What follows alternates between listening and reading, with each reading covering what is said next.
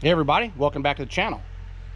Down here at the cabin today, and gonna do a little work on this outside area where the fire pit and the picnic tables are at. I blew all the leaves off, but it made the ground kind of muddy. So what Dad and I are gonna do, we're gonna use the tractor and use some gravel from the creek and see if we can't make this area a little bit nicer. So stay tuned. Appreciate you guys watching.